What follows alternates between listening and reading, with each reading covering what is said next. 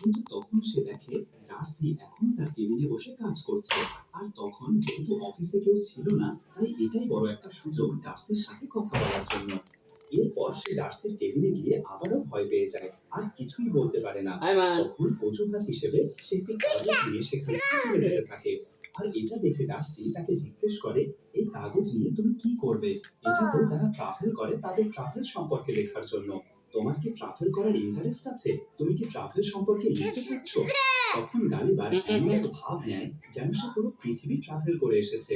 সে বলে, ট্রাভেলিং কিন্তু আমার হাতের ময়লা। আমি তো মেক্সিকো, নিউজিল্যান্ড, থাইল্যান্ড, মালদ্বীপ সহ অনেক জায়গায় ঘুরেছি। আর এটা শুনে ডার্সি তো খুশিতে আত্মহারা। তখন সে বলে, তুমি তাহলে কালকে মেক্সিকো সম্পর্কে কিছু লিখে নিয়ে আসো, দেখি কেমন হয়। এরপর সে বাসায় গিয়ে মনে মনে ভাবতে থাকে, সে তো বাপের জন্মেও কোথাও ঘুরতে যায়নি, কিন্তু সে যখন মেক্সিকো সম্পর্কে কিছু লিখতে চায় তখন কি লিখবে সেটাই বুঝতে পারে না, কারণ সে তো ডার্সিকে ইমপ্রেস করার জন্য এক গাধা মিথ্যা কথা বলেছে। এরপর গালিবার মোবাইল না আমি করে বিভিন্ন প্যারাগ্রাফ এবং আর্টিকেল থেকে কপি করে একটি সুন্দর আর্টিকেল তৈরি করে ফেলে। আর পরের দিন অফিসে গিয়ে সেগুলো ডার্সিকে দেখায়। এটা দেখে ডার্সি তো খুশি হয়ে যায় আর বলে, আরে তুমি এত ভালো ট্রাভেল গাইড লিখতে পারো, আমি তো আগে জানতাম না। তাহলে তুমি এক কাজ করো, তুমি পৃথিবীর সবথেকে রহস্যময় জায়গা বারমুডা আর ওই জায়গা সম্পর্কে বেশ কিছু জিনিস লিখে নিও। আর বারমুডা ট্রায়াঙ্গেল নিয়ে লোকজন ভালো কিছু লিখতে পারে। তুমি যদি ওইখানে গিয়ে পপুলার হয়ে যাবে। ভিডিওটা দেখো তোমার কেমন লাগতেছে বাবা, ভিডিওটা দেখো তোমার কেমন লাগতেছে যাওয়ার খরচ বাবা, ভিডিওটা দেখো তোমার কেমন লাগতেছে। রাখে বলে 2 কেজি ডিম আনছে বলে বেলামের কাছ থেকে না 2 কেজি না কেস কইতে পারতাছে না, ও টাকা দেয় নাকি কবে কইতাছে তো নিছে তো গত শুক্রবারের কথা কইলো না জানি। ডার্সি আগে থেকেই কি টাকা সব আমি দিয়েছি না, আমি ছিলাম না তখন। কি ক্যাপ্টেন ছিল কইলো ভাই, ওদের কাছে সেই ক্যাপ্টেন গালিবারকে আমি কইছি যে ওরা যদি নেয় তাহলে লেখা দিয়েন, কারণ আমি তো আর আগে জানি না, যখন আপনি আমারে কইলেন আর ওর বাবা তো কোনো জানে না। আমি একবার 2 কেজি দিয়ে দিয়েছিল, এটা দিয়ে দিয়েছি টাকা।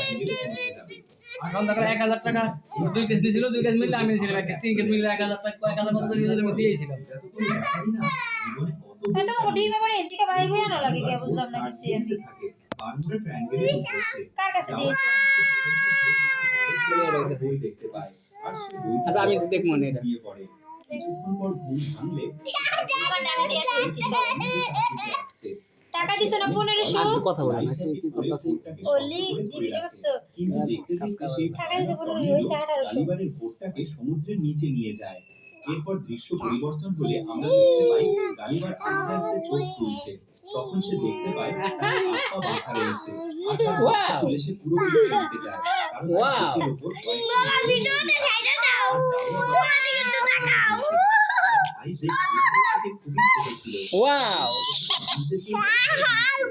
তখন সে লিলিকে আমি এরকম করে সাজিয়ে তো বাবা। দাবি করে Wow! বাই বাই, আমি সেরে আসছি। ওয়াও এসব দেখে গালিবার চিৎকার করে বলো বাবা। দাঁড়িয়ে পড়ে আর বলে, এটা আমি কোথায় আসলাম? আমি হয়তো আমান। স্বপ্ন দেখছি। এই বলে সে চোখ বন্ধ করে দাঁড়িয়ে থাকে। তখন জেনারেল তাকে বন্দী করার জন্য সব সৈন্যদেরকে আদেশ করে আর সবাই মিলে তার প্যান্ট টেনে তাকে আবারও বন্দী করে ফেলে আর সাথে সাথে সে অজ্ঞান হয়ে যায়। এরপর সবাই মিলে তাকে শক্ত করে বেঁধে রাজার কাছে নিয়ে যেতে থাকে আর শহরের সব লোকেরা তাকে দেখে অবাক হয়ে যায় আর বলে, এত বড় দানব আবার কোথা থেকে আসলো? এটা আবার কোন গ্রহের প্রাণী? তো কিছুক্ষণ পর লিলিপুটের রাজা থিওডর কাছে তাকে নিয়ে যাওয়া হয় আর সে তাকে জিজ্ঞেস করে, তুমি এখানে কেন এসেছো? তখন গালিবার বলে, আমি কোনো ক্ষতি করতে আসিনি, আমিও আপনাদের মতো সাধারণ মানুষ, আর আমি এটাও জানি না আমি এখানে কিভাবে আসলাম বা এটা কোন জায়গা। তখন সৈন্যরা বলে, তুমি লিলিপুটের দেশে এসেছো। কিন্তু গালিবারকে দেখে আবার রাজার মেয়ে প্রিন্সেসের মায়া হয় আর প্রিন্সেসের নাম ছিল ম্যারি। প্রিন্সেস ম্যারি আবার খুব সে কারো কষ্ট সহ্য করতে পারে না, তাই ম্যারি বলে, ওর সাথে এত খারাপ ব্যবহার কেন করা হচ্ছে? কিন্তু জেনারেল বলে, ওকে হয়তো আমাদের শত্রুপক্ষ পাঠিয়েছে, ও হয়তো শত্রুপক্ষের গোয়েন্দা হবে। আহারে রাজা ভয় পেয়ে যায় আর সিদ্ধান্ত নেয় লিলিপুটের সবথেকে করে রাখবে। এরপর তারা গালিবারকে একটি ছোট্ট জায়গায় বন্দী করে রাখে আর তাকে খাওয়ার জন্য কিছু ঘাস দেয়। ঘাস দেখে গালিবার বলে, আমি বাড়ি দেব কিন্তু সরি। আমাকে ঘাস